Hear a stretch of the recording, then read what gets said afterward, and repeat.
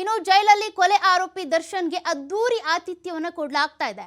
ಪ್ರಕರಣದ ಕುರಿತು ಅಖಾಡಕ್ಕಿಳಿದಿದ್ದಾರೆ ತನಿಖಾಧಿಕಾರಿಗಳು. ಪರಪ್ಪನ ಅಗ್ರಹಾರ ಕಾರಾಗೃಹಕ್ಕೆ ತನಿಖಾಧಿಕಾರಿಗಳು ಭೇಟಿ ಕೊಡ್ತಿದ್ದಾರೆ. ಮಾಹಿತಿ ಕಲೆ ಹಾಕಿ ಅದಾದ ಬಳಿಕ ಇದಕ್ಕೆ ಸಂಬಂಧಪಟ್ಟಂತೆ ರಿಪೋರ್ಟ್ ಅನ್ನು ಕೂಡ ಕೊಡ್ತಾರೆ. ಮಾಹಿತಿ ಕಲೆ ಹಾಕ್ತಾರೆ ಅಂತ ತನಿಖಾಧಿಕಾರಿ ಕುಮಾರಸ್ವಾಮಿ ಅವರು ಹೇಳಿದ್ದಾರೆ. ಜೈಲಿಗೆ ಭೇಟಿ ನೀಡುವ ಮುನ್ನ ಪೊಲೀಸ್ ಠಾಣೆಗೆ ಭೇಟಿಯನ್ನ ಕೊಡ್ತಾರೆ. ಅಂದ್ರೆ ಪರಪ್ಪನ ಅಗ್ರಹಾರಕ್ಕೆ ಹೋಗೋದಕ್ಕೂ ಮುನ್ನ ಪೊಲೀಸ್ ಸ್ಟೇಷನ್ಗೆ ಹೋಗ್ತಾರೆ. ಅದಾದ ಬಳಿಕ ಠಾಣೆ ಸಿಬ್ಬಂದಿ ಬಳಿ ಮಾಹಿತಿಯನ್ನ ಪಡ್ಕೊಳ್ತಾರೆ ಕುಮಾರಸ್ವಾಮಿ. ಅಂದ್ರೆ ಇವತ್ತು ತನಿಖೆಗೆ ಅಥವಾ ವಿಚಾರಣೆಗೆ ಅನುಮತಿಯನ್ನ ಕೊಟ್ಟಿರೋದ್ರಿಂದ ಇವತ್ತು ಪರಪ್ಪನ ಅಗ್ರಹಾರಕ್ಕೆ ಹೋಗ್ತಾರೆ. ದರ್ಶನ್ ಬ್ಯಾರಕ್ನಲ್ಲೂ ಕೂಡ ಚೆಕ್ ಮಾಡ್ತಾರೆ, ಏನೇನಿದೆ, ಇಲ್ಲಿವರೆಗೂ ಏನೇನು ಸಪ್ಲೈ ಮಾಡಿಸ್ಕೊಂಡು ತಿಂದಿದ್ದಾರೆ, ಜೊತೆಗೆ ಮೊಬೈಲ್ ಇದೆಯಾ, ಮತ್ತೆ ಐಷಾರಾಮಿ ಬಟ್ಟೆಗಳನ್ನ ಯೂಸ್ ಮಾಡ್ತಿದ್ದಾರೆ, ಬೆಡ್ ಕೂಡ ಇದೆ ಅಂತ ಇದೆಲ್ಲವೂ ಕೂಡ ಫೋಟೋ ರಿಲೀಸ್ ಆದ ಬಳಿಕ ತನಿಖಾಧಿಕಾರಿಗಳು ಕೂಡ ಈಗ ಎಚ್ಚೆತ್ತುಕೊಂಡಿದ್ದಾರೆ. ಹಾಗಾಗಿ ಠಾಣಾ ಸಿಬ್ಬಂದಿ ಬಳಿ ಮಾಹಿತಿಯನ್ನ ಪಡ್ಕೊಳ್ತಾರೆ ತನಿಖಾಧಿಕಾರಿ ಕುಮಾರಸ್ವಾಮಿ. ಅದಾದ ಬಳಿಕ ಪರಪ್ಪನ ಅಗ್ರಹಾರಕ್ಕೆ ತೆರಳುತ್ತಾರೆ. ಪರಪ್ಪನ ಅಗ್ರಹಾರದಲ್ಲಿ ಈಗಾಗಲೇ ದರ್ಶನ್ ಜೊತೆಗೆ ಕುಳ್ಳಾಸೀನಾ ಮತ್ತೆ ವಿಲ್ಸನ್ ಗಾರ್ಡನ್ ನಾಗ ಇವರಿಬ್ರು ಕೂಡ ಆಪ್ತರಾಗ್ಬಿಟ್ಟಿದ್ದಾರೆ. ಇವ್ರು ಮೂವರು ಕೂಡ ಈಗ ಕುಚಿಕುಗಳಾಗ್ಬಿಟ್ಟಿದ್ದಾರೆ. ಹೀಗಾಗಿ ಇವ್ರು ಮಾಡಿದ್ದೇ ದರ್ಬಾರ್ ಅನ್ನುವಂತೆ ಆಗ್ಬಿಟ್ಟಿದೆ.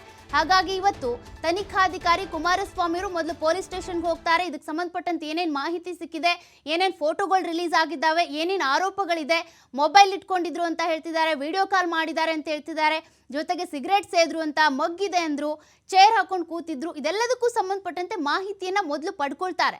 ಅದಾದ ಬಳಿಕ ಪರಪ್ಪನ ಅಗ್ರಹಾರಕ್ಕೆ ತೆರಳಿ ಯಾರ್ಯಾರ ಬ್ಯಾರಕ್ಕನ್ನ ಚೆಕ್ ಮಾಡಬೇಕು, ಜೊತೆಗೆ ಎಲ್ಲೆಲ್ಲಿ ಮೊಬೈಲ್ ಇರ್ಬೋದು, ಈ ರೀತಿಯಾಗಿ ಚೆಕ್ ಮಾಡೋದಕ್ಕಂತ ಬರ್ತಾರೆ, ದಾಳಿ ಮಾಡೋದಕ್ಕಂತ ಬರ್ತಾರೆ ಅಂದ ತಕ್ಷಣ ಅವೆಲ್ಲವನ್ನ ಬಚ್ಚಿಡೋದು, ಜೊತೆಗೆ ಅವೆಲ್ಲವನ್ನ ಗೊತ್ತಿಲ್ಲದೆ ಇರೋ ರೀತಿಯಾಗಿ ತೆಗೆದಿಡೋದು ಅವ್ರಿಗೇನು ಹೊಸದಾಗಿರೋದಿಲ್ಲ. ಅಲ್ಲಿರುವಂಥ ಆರೋಪಿಗಳಿರ್ಬೋದು, ವಿಚಾರಣಾಧೀನ ಕೈದಿಗಳಿಗೆ ಇಂತಹ ಕೇಸ್ಗಳನ್ನು ತನಿಖಾಧಿಕಾರಿಗಳು ಕೂಡ ತುಂಬಾ ನೋಡಿರ್ತಾರೆ. ಹಾಗಾಗಿ ಇದಕ್ಕೆ ಸಂಬಂಧಪಟ್ಟಂತೆ ಮೊದಲು ಮಾಹಿತಿಯನ್ನ ಪಡ್ಕೊಳ್ತಾರೆ, ಎಲ್ಲೆಲ್ಲಿ ಹೋಗಬೇಕು, ಏನೇನು ದಾಳಿ ಮಾಡಬೇಕು ಅಂತ.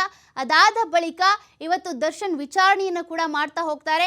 ದರ್ಶನ್ ಎಷ್ಟು ದಿನದಿಂದ ಈ ರೀತಿಯಾಗಿ ಮೊಬೈಲ್ ಯೂಸ್ ಮಾಡ್ತಿದ್ದಾರೆ, ಅವ್ರ ಹತ್ರನೂ ಮೊಬೈಲ್ ಇದೆಯಾ ಅಥವಾ ಬೇರೆಯವ್ರ ಮೊಬೈಲ್ನಲ್ಲಿ ಮಾತ್ರ ಬೇರೆಯವ್ರ ಜೊತೆಗೆ ವಿಡಿಯೋ ಕಾಲ್ನಲ್ಲಿ ಮಾತಾಡ್ತಿದ್ದಾರಾ, ಸಿಗರೇಟ್ ಸೇದೋದಕ್ಕೆ ಸಂಬಂಧಪಟ್ಟಂತೆ ನೋಡೋದಾದ್ರೆ ಈ ಒಂದು ಫೋಟೋ ಏನೋ ರಿಲೀಸ್ ಆಗಿದೆ. ಆದರೆ ಇದೇ ರೀತಿಯಾಗಿ ಡೈಲಿ ಸಿಗರೇಟ್ ಸೇದ್ತಿದ್ದಾರಾ, ರೌಂಡ್ ಟೇಬಲ್ ಮೀಟಿಂಗ್ ನಡೀತಿದ್ಯಾ, ಅವ್ರಿಗೆ ಕಾಫಿ ಸಪ್ಲೈ ಆಗ್ತಾ ಇದೆಯಾ, ಇನ್ನೇನಾದರೂ ಸಪ್ಲೈ ಆಗ್ತಿದೆಯಾ, ಇದೆಲ್ಲದಕ್ಕೂ ಸಂಬಂಧಪಟ್ಟಂತೆ ಕೂಡ ವಿಚಾರಣೆ ಆಗಬೇಕಾಗಿದೆ.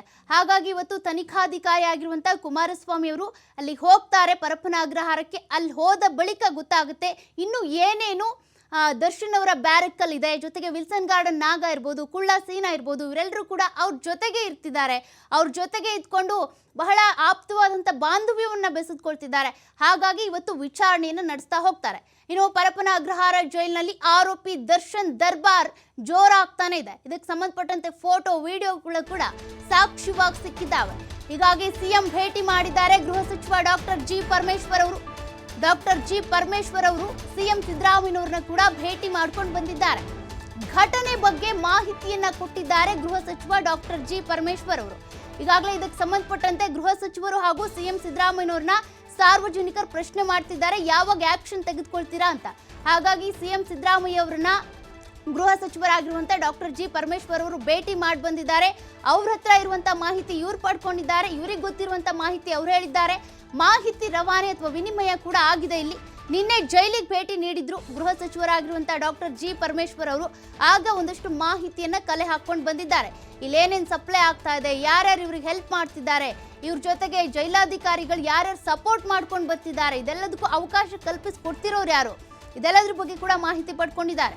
ಆರೋಪಿಗಳಿಗೆ ಸಿಗರೇಟ್ ಸೇರಿದಂತೆ ಬೇರೆ ಬೇರೆ ವಸ್ತುಗಳು, ಮೊಬೈಲ್ ಇರ್ಬೋದು, ಜೊತೆಗೆ ಬೆಡ್ ಇರ್ಬೋದು, ಇದೆಲ್ಲವನ್ನ ಸಪ್ಲೈ ಮಾಡ್ತಿರೋದು ಯಾರು, ಇವ್ರಿಗೆ ಹೇಗೆ ಸಿಗ್ತಾ ಇದೆ, ವಸ್ತುಗಳನ್ನ ತಂದು ಕೊಡ್ತಾ ಇರೋದಾದ್ರೂ ಯಾರು ಅಂತ ನಿನ್ನೆ ಕೂಡ ಕೇಳಿ ಮಾಹಿತಿ ಪಡ್ಕೊಂಡು ಬಂದಿದ್ದಾರೆ. ಅದಾದ ಬಳಿಕ ನಿನ್ನೆ ಮೊದಲೇ 7 ಜನರು ಅಧಿಕಾರಿಗಳನ್ನು ಸಸ್ಪೆಂಡ್ ಮಾಡಿದ್ರು. ಅದಾದ ಬಳಿಕ ಮತ್ತೆ ಇಬ್ಬರನ್ನ ಸಸ್ಪೆಂಡ್ ಮಾಡಿದ್ರು. ಒಟ್ಟು 9 ಅಧಿಕಾರಿಗಳು ಸಿಬ್ಬಂದಿಯನ್ನ ಸಸ್ಪೆಂಡ್ ಮಾಡಿದ್ದಾರೆ ಈಗಾಗಲೇ ಗೃಹ ಸಚಿವರಾಗಿರುವಂಥ ಡಾಕ್ಟರ್ ಜಿ ಪರಮೇಶ್ವರ್ ಅವರು. ಇದೆಲ್ಲದ್ರ ಬಗ್ಗೆ ಕೂಡ ಸಿಎಂ ಸಿದ್ದರಾಮಯ್ಯನವರಿಗೆ ಡಾಕ್ಟರ್ ಜಿ ಪರಮೇಶ್ವರ್ ಅವರು ಮಾಹಿತಿಯನ್ನು ಕೊಟ್ಟಿದ್ದಾರೆ. ಅಂದರೆ ಮೊನ್ನೆ ಮಧ್ಯಾಹ್ನ 3 ಗಂಟೆಯಿಂದ ಈ ಫೋಟೋಗಳು ವಿಡಿಯೋಗಳು ರಿಲೀಸ್ ಆಗ್ತಾ ಬಂದಿದ್ದು. ಅಲ್ಲಿಂದ ಹಿಡಿದು ನಿನ್ನೆ ಅಧಿಕಾರಿಗಳ ಸಸ್ಪೆಂಡ್ ಮಾಡಿರೋವರೆಗೂ ಕೂಡ ಡಾಕ್ಟರ್ ಜಿ ಪರಮೇಶ್ವರ್ ಅವರು ಸಿಎಂ ಸಿದ್ದರಾಮಯ್ಯನವರ ಬಳಿ ಡಿಸ್ಕಷನ್ ಮಾಡಿದ್ದಾರೆ. ಅವರಿಗೆ ಒಂದಷ್ಟು ಮಾಹಿತಿಯನ್ನು ಕೊಟ್ಟಿದ್ದಾರೆ. ಏನೇನಾಗಿದೆ ಡೆವಲಪ್ಮೆಂಟು, ಯಾವ್ಯಾವ ರೀತಿಯಾಗಿ ಜೈಲಿನಲ್ಲಿ ದರ್ಶನ್ಗೆ ರಾಜಾತಿಥ್ಯವನ್ನು ಕೊಡಲಾಗ್ತಾ ಇದೆ. ಒಂದು ರೀತಿಯಾಗಿ ಸರ್ಕಾರಕ್ಕೆ ಮುಜುಗರವನ್ನ ತಂದಿರುವಂತ ಸಂಗತಿ ಇದು.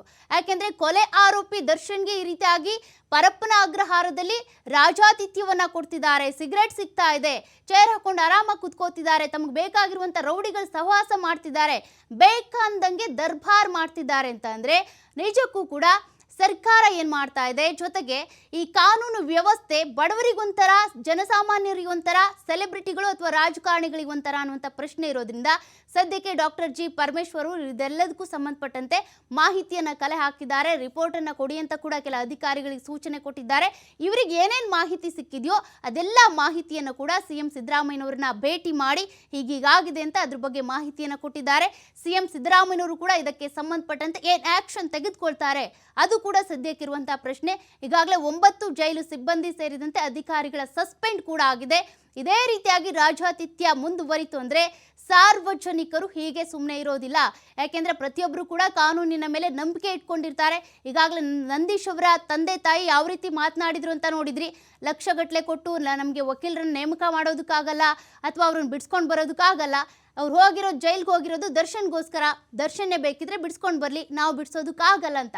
ಹಾಗಾಗಿ ಬಡವರಿಗೂ ಕಾನೂನು ಒಂದೇ, ಶ್ರೀಮಂತರಿಗೂ ಕಾನೂನು ಒಂದೇ, ಸೆಲೆಬ್ರಿಟಿ, ರಾಜಕಾರಣಿ ಎಲ್ರಿಗೂ ಕೂಡ ಕಾನೂನು ಸಮಾನನೇ. ಹಾಗಾಗಿ ಇದಕ್ಕೆ ಸಂಬಂಧಪಟ್ಟಂತೆ ಸರ್ಕಾರ ಯಾವ ರೀತಿ ಆಕ್ಷನ್ ತೆಗೆದುಕೊಳ್ಳುತ್ತೆ, ಸಿದ್ದರಾಮಯ್ಯನವ್ರು ಏನು ಹೇಳ್ತಾರೆ ಅದೆಲ್ಲದನ್ನು ಕಾದು ನೋಡಬೇಕಿದೆ.